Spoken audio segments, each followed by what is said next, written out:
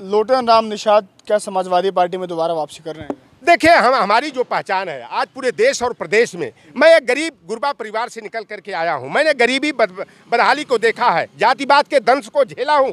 मैं जो सच्चाई बात रहती है उसे एक सोशल एक्टिविस्ट के रूप में कहता हूं। मैं वर्तमान में तो मैं कांग्रेस पार्टी में हूं और सबसे बड़ी हमारी चिंता लोकतंत्र संविधान को बचाने की है।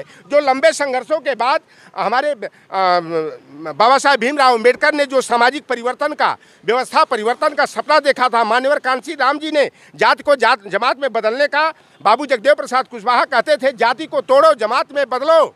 लालू प्रसाद यादव जैसे लोग हों, शरद यादव जैसे लोग हों, मैं उनकी विचारधारा को लेकर के चलने वाला व्यक्ति हूं। और देखिए, राजनीति में कोई चीज़ जो है निश्चित नहीं होता है।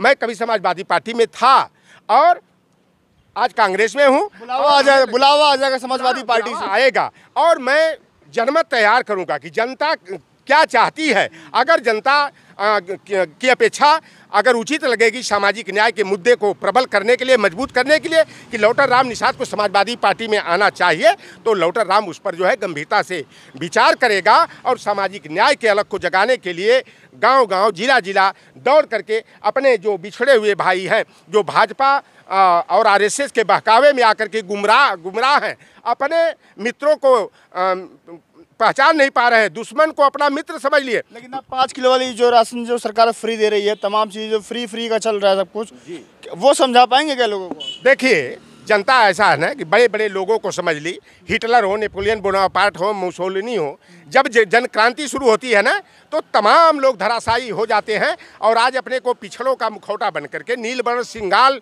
शरीखे जो अपने जाति को अपने ही मुख्यमंत्रित्व काल में ओबीसी की सूची में शामिल करके पिछड़ों का बड़ा नेता बनते हैं। देश के प्रधानमंत्री, इंटरनेशनल लॉयर, अंतर्राष्ट्रीय महाजुट्ठा कह लीजिए, जो झूठ बोल करके जनता को गुमराह करने का काम करते हैं।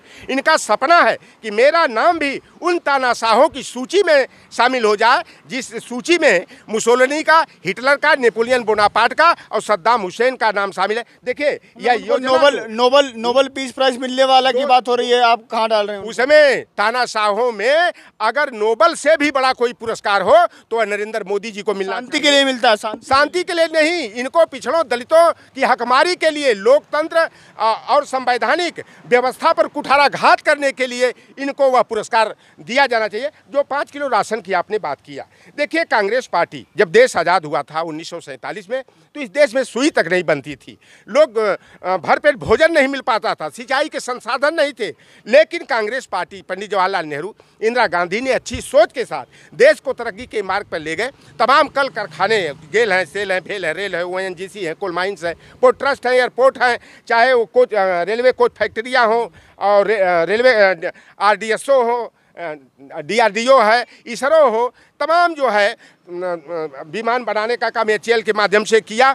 आज वह कांग्रेस पार्टी ने देश की तरक्की के लिए जिन सरकारी उपक्रमों, संस्थानों को बनाने का काम किया, आज वही जो अपने को राष्ट्रवादी कहते हैं, अपने को विश्व गुरु कहलाना चाहते हैं, नरेंद्र मोदी जी उन्हीं सरकारी संस्थानों को जो है अपने चंद पूंजीपति साथियों को, बंच ऑफ थॉट्स में कहा गया है कि इस देश को में लंबे समय तक शासन करना है तो इस जनता को जो है केवल पेट तक सीमित कर दो, इस स्थिति में पहुंचा दो कि वह अपने अधिकार को भूल जाए। वही काम 5 किलो राशन बांट करके गलत तरीके अपना करके यह भारतीय जनता पार्टी की सरकार कर रही है। देखिए, यह कानून जो है 2013 में राष्ट्रीय खाद्य सुरक्षा अधिनियम अच्छी नीयत के साथ, जिस तरह मनरेगा की योजना को, सूचना के अधिकार को का कानून को जो है कांग्रेस पार्टी ने बनाया था, उसी तरह 2013 में मनमोहन सिंह की सरकार ने जो है राष्ट्रीय खाद्य सुरक्षा अधिनियम बनाया था। लेकिन उसी कानून का पालन करते हुए गलत सोच के साथ जो है हिटलर का मुर्गा जनता को बनाने के लिए काम कर रहे हैं। और हम लोग जनता के बीच में जा रहे हैं और वह जनता महसूस कर रही है कि नहीं, हमारे लोगों का रोजगार छीना जा रहा है, हमारे लोगों को बेकारी और बदहाली की स्थिति में पहुंचाया जा रहा है। ये 5 किलो राशन से काम नहीं चलने वाला है।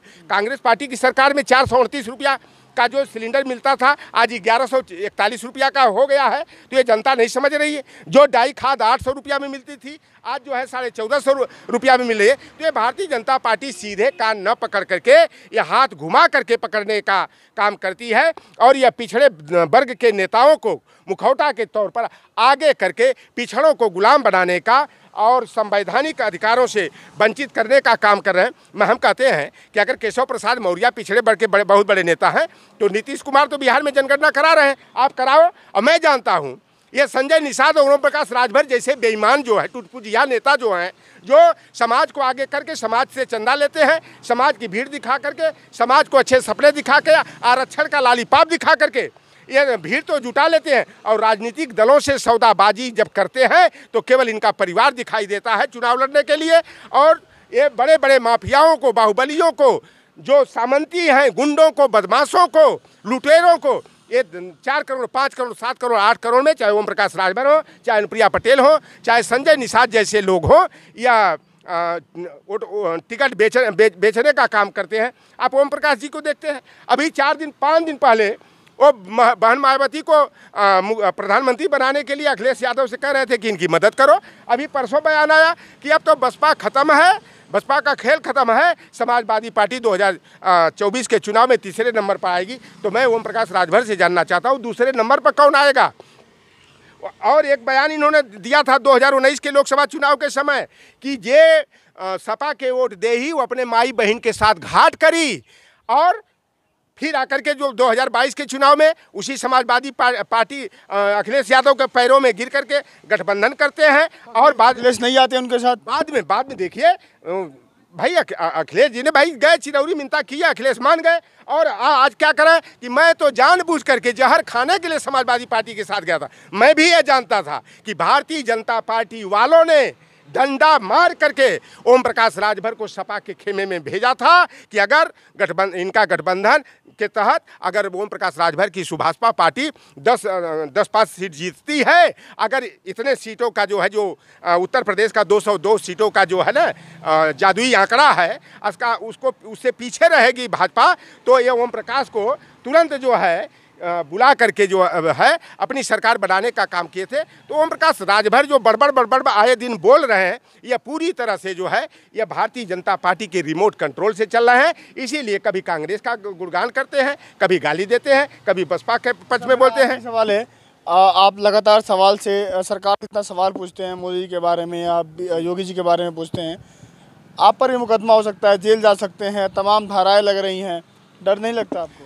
देखिए, मैं बाबू जगदेव प्रसाद कुशवाहा जी हैं, चाहे रामलखन चंदापुरी हो, रामचरण निषाद हो, बीपी मंडल, कर्पूरी ठाकुर, ज्योतिबा फुले, साहू जी महाराज और बाबा साहब भीमराव अम्बेडकर, मान्यवर कांशी राम को अपना आदर्श मानता हूं, उनको अपना भगवान मैं मानता हूं।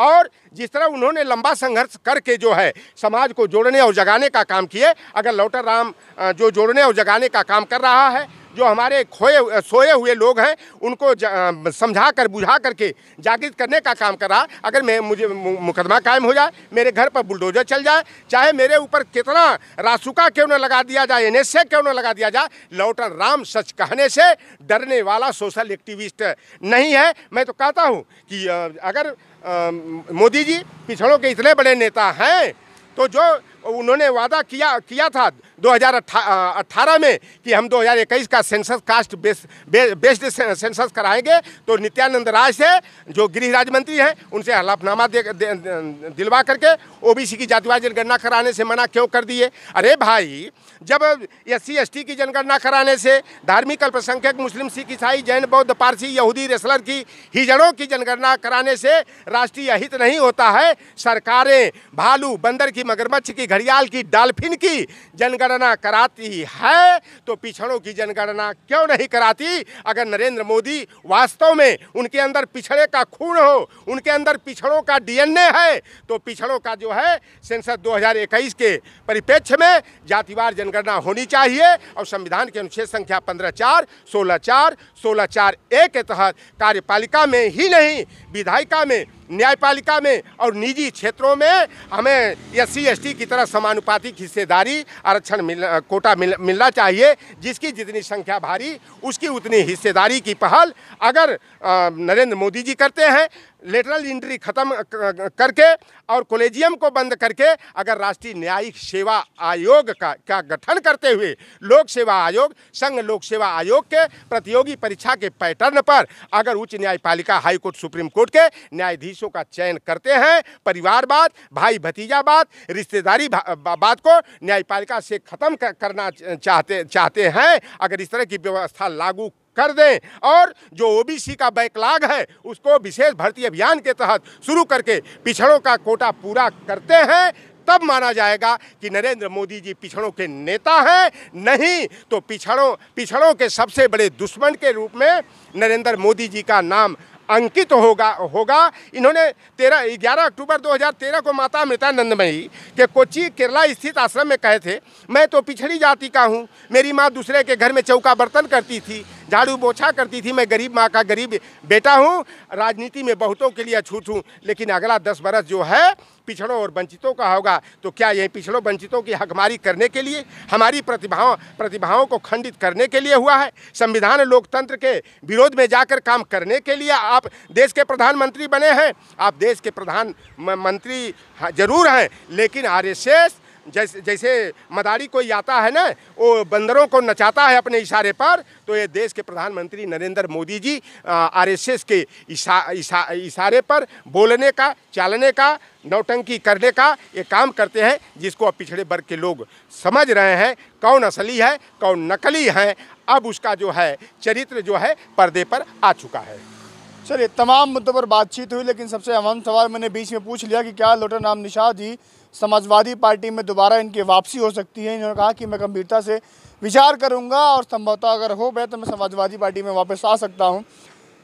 उस पर बहुत मुखरता से उन्होंने बातचीत की। बाकी जो बहुजनों के नेता हैं, जो ओबीसी के नेता हैं, उनको लेकर के क्या इन्होंने राय बताई और क्या वो सच में अपने समाज की बात को रख पाते हैं? आप क्या रखते हैं राय? क्या लोटन राम निषाद जी की समाजवादी पार्टी में वापसी होनी चाहिए? आप भी कमेंट कीजिए, आप भी बताइए, पोल कीजिए। ये सवाल मैं आपसे पूछ रहा हूँ, कमेंट सेक्शन में ज़रूर बताइएगा। फिर किसी वीडियो में मुलाकात होगी। अभी के लिए नमस्कार।